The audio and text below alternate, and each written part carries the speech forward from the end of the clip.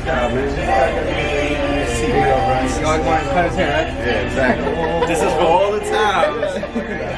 You didn't do the dishes today? You didn't do the dishes today, boy? What is going on YouTube? It's your boy Matt Gifted Hands back to you with another video.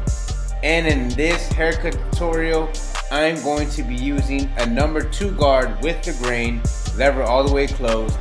And this clipper that I'm using, S-Crab Blends recently traded his Babyliss FX clipper for this clipper, the wall. This is not the 1919, this is the 100th anniversary edition.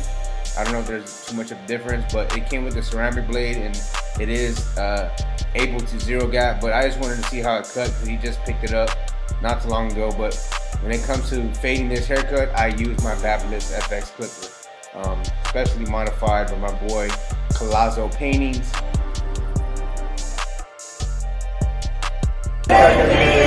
You always wanted to cut his hair, right? Yeah, exactly. This is for all the times. You didn't do the dishes today? You didn't do the dishes today, boy? So you did do the dishes. You did do the dishes. All right, good. We was about to get you on World Star. We about to turn this barber thing into World Star. World Star. Parents, make sure your kids do the dishes before they leave the house and go out and do things with their friends. His father was in the shop at the same time as him. His friend dropped him off, but his dad decided to come up from behind and be like, "Look, man, you don't do those dishes, I'm gonna cut your hair off." But yeah, all jokes aside, I thought it would be a good little intro to add that into this video. I thought it was funny. Alright, so right here, as you can tell, I had already started my first guideline. I balded it out using a shaver. And now I'm jumping into the lever all the way open, going up about 1/2 inch. Now, I'm gonna go ahead and have a slight drop in the back because it's a mid fade that he wanted. But as you can tell, right where I'm cutting right now, it's a lot darker than the front area. So I'm not gonna be like, whenever I did the half guard, I didn't have to close it. I kept it all the way open and put it in the middle, and then it blended in the front. Versus in the back area where it's a little more coarse, and you can see it has a little more, he has like a little indentation right there. You may find yourself using a lower guard to line that area up. You're gonna see what I'm talking about. So the front of the hair, like wherever the C cup is at, you can tell that it's already pretty much blended, but you're gonna see me spending a little more time in the back area, right around this dent. And make sure to stretch the skin with the opposite hand. As you can tell, my hand's just not on top of his head. I'm using my thumb to stretch the skin. Right here I have one guard, lever open, going up again 1/2 inch per guideline because I want to stretch my mid fade. And even when I do a low fade, I can still do a low fade and stretch my blend. I just don't like it too compressed. Now I understand there are some clients that like that. So just have your client consultation, and if they want a little bit of bulk, or if they want a little some darkness around the low fade area, or any fade, it's just, it just depends on the client. But as you can tell right here, again, like the front of the hair is just a little bit lighter, so I'm spending more time in the back area. So right here, I already know a number 2 with the grainness on top. This is a 2 open. I'm just gonna try to blend that into whatever is on top, with also still brushing the hair down.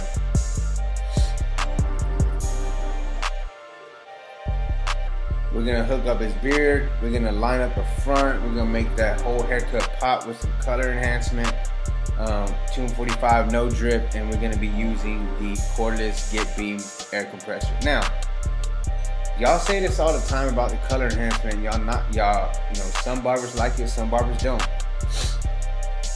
I'm gonna be doing a lot of color enhancement in my videos because I think it does something for Instagram and YouTube and social media. All the haircuts that people see on Instagram, that's color enhanced. For the most part, it's color enhanced. Or if it's not color enhanced, then it's Photoshop, or both. So if you want that picture perfect image, color enhancement is gonna just take it to a whole nother level. And then, if you do Photoshop on your pictures, just so you're basically customizing your clientele. Whatever you put on your social media, that's the type of clientele that you want to target. So I like that crispy, detailed, blurry fades with the sharp lines. That's what I put on my social media. That's what my clients come to my shop to come and get. So don't knock it. If that's not your lane, cool. I understand that. But if you have not yet tried color enhancement, not to even mention that 245 no drip, the mix is already ready to go. You don't need to sit there and mix anything. Put it in the compressor and apply it. Get Beam, he'll put it on a card and manually apply it with a small brush. So it just depends, and you can still make it look, natural or not as dark. It just, there's a distance with how you need to spray it or apply it. So sorry I got off a little off track, but as you can tell, the blend's coming together. Now I have the half guard. Now, like I said, with the half guard, I did not have to close it all the way, because when I had the lever open, I started to see that it was kind of slightly blending already. So whenever I put it in the middle, I took away that line, the one left behind. But I still find myself working this darker area with the corners of my blade. And you're gonna see that I switched to a 1 guard right here, and then I take this off and I'll go ahead and use with no guard at all, lever open, and just work the corner just to remove dark spots. Y'all may not see what I see. That's another thing. As a barber, you develop an eye. It's either you have it or you don't. It's just one of those things where if someone calls me over in the barbershop and is like, yo, Matt, what do you see? Like, do you see if I need to blend anything else more? And Shannon has a good analogy with that, a good theory. What he'll do is he'll ask that barber to go ahead and do a haircut the best that he or she can, right? And then call me over and I'm gonna ask what you see. Because you may not see what I see. You may not be as detailed as I am. But it's just developing that eye. But guys, basically what you're doing on one side, you do to the other, same steps. And again, the highest guard on top is the number 2 with the grain, so I'll go ahead and use my 2 guard open to blend that into the top. I'm not really trying to cut into the ridge of his head to kind of go in like a faux hawk. I just want to make sure I get rid of any bulk that's trying to hang over or create a shelf, rather. But guys, I've seen some comments in the comment section below, and they talk about that I talk too much. So I'm gonna go ahead and let y'all rock out this side with the beat. If y'all are interested in any kind of beats that I use in my video, make sure you hit the link in the description below. My boy Apollo Beats is killing it right now, so I appreciate you. And if y'all like the beats, make sure y'all check them out.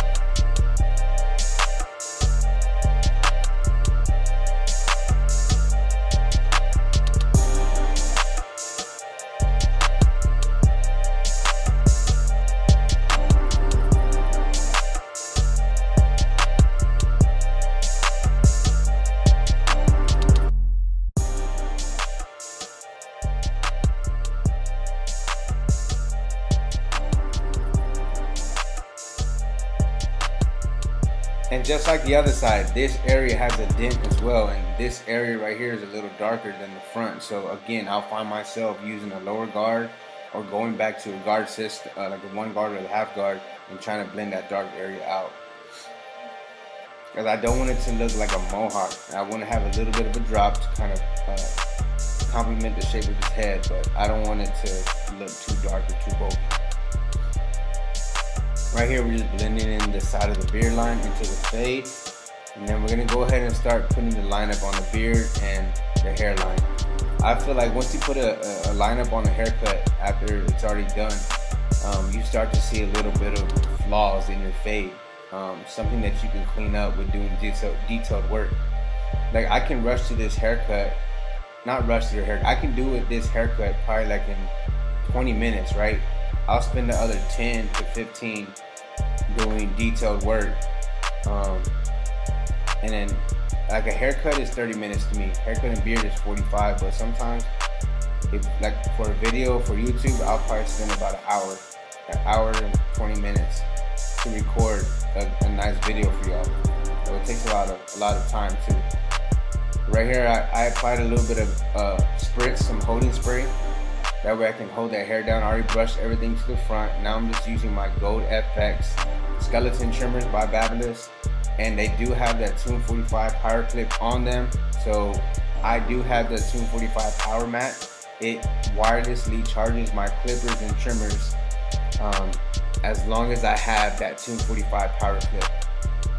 So if y'all are interested in that power mat for your station, which I think you should be, because it's like we're just taking things to the next level. We're making it easier for us to work consistently and be, you know, on time with our schedules and, you know, have our stuff organized. So make sure you hit the link in the description below, tune45.com, to get your power mat. And yes, you do have to have the power clips attached to your clipper or trimmer in order for it to wirelessly charge. You can't just lay it down on the mat and then it's gonna charge. I'm telling you guys, once you start putting that line up on that haircut, things start coming together. Alright, so we're gonna go ahead and line up the mustache area. And I love these trimmers just because they're skeletoned out, they're cut already, and they're easier to get around areas like this, the mustache area, around the nose. The actual motor of the clipper is not too bulky, so it's not gonna get in the way and touch the client's nose whenever I do this lineup. And that creates a little discomfort on the client to where it makes them want to sneeze sometimes. So just be careful when you are lining up a mustache, because some clients are, I mean, shoot, something that's trimming around your nose hairs or your nose is gonna make you sneeze. So just be careful with that. We're just lining up the back of the beard line using the trimmers.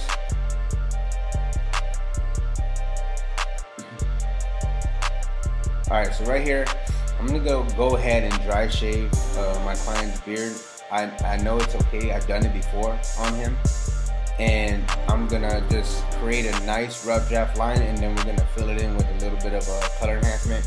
He wants to kind of grow his beard back out. You can see where his line used to be, so we're gonna try to bring that line a little bit higher.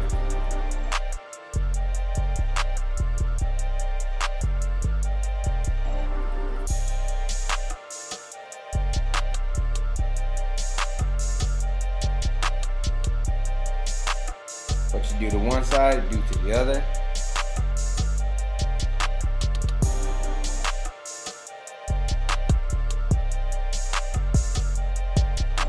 Alright, so right here, man, these things cut like butter. Look at that.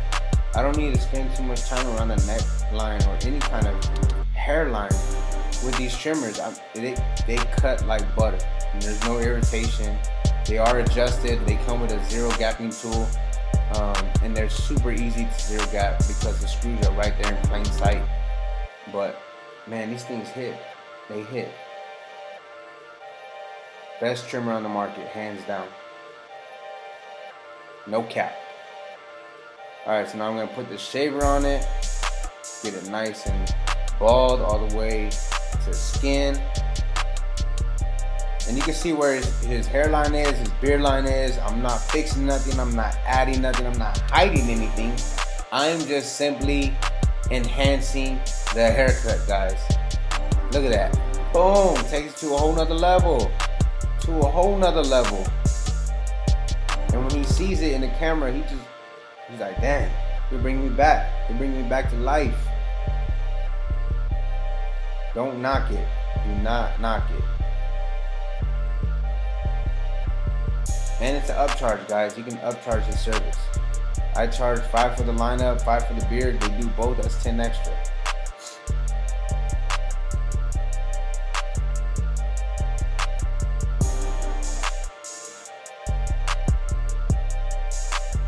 My man got put back in the game.